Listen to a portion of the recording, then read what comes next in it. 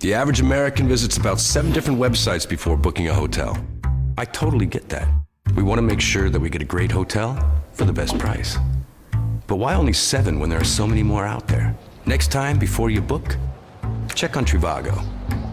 Trivago compares live prices from more than 150 different websites to make sure that you find the best price for your ideal hotel. Hotel Trivago.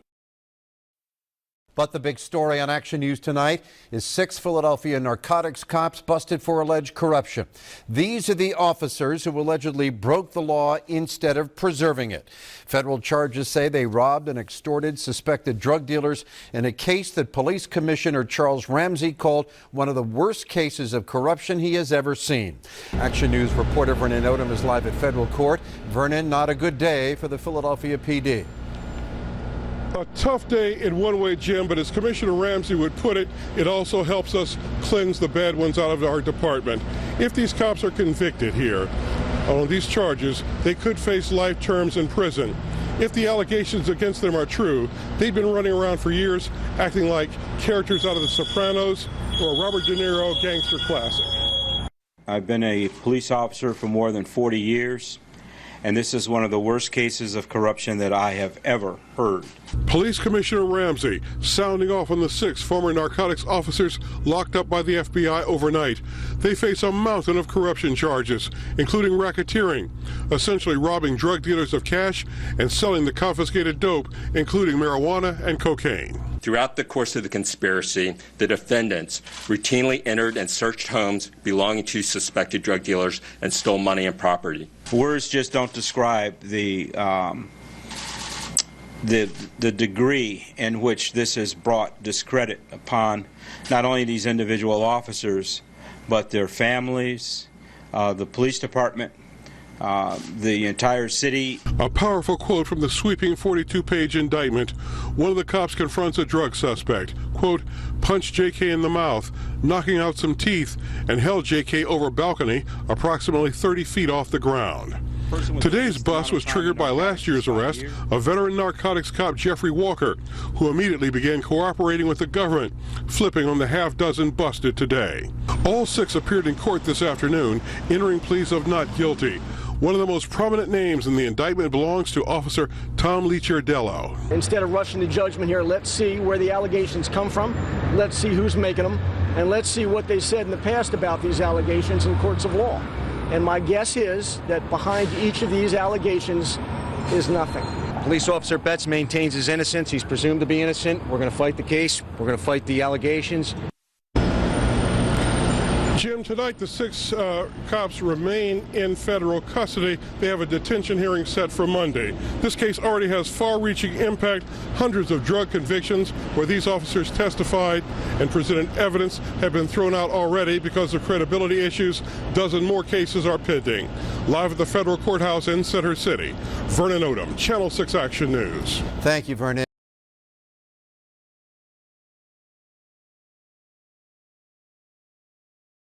Hundreds of drug convictions overturned after corrupt cops caught framing innocent people. Leroy Gonzalez says that he spent over 2 years in jail after he was framed by crook cops and wrongfully convicted of a drug charge.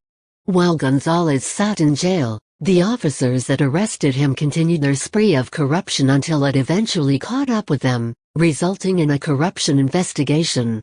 Unsurprisingly, after being investigated by their own agency, the officers were acquitted and allowed to return to their jobs in July of 2015.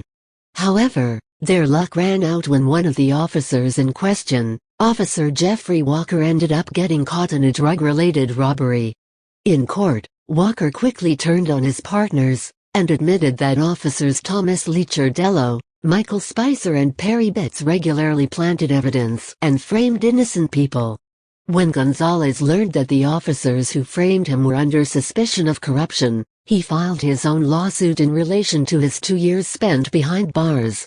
In the lawsuit, Gonzalez says that the officers unlawfully and maliciously planted numerous items of false evidence in his vicinity to create the illusion of probable cause and justify their grossly illegal police misconduct. The lawsuit goes on to say that the officers participated in concealment, fraud, and subterfuge to prevent the relevant and truthful facts of his arrest from being discovered until August 7, 2015. Gonzalez says that he was sitting alone in his car one night when he was approached by the officers and accused of selling drugs.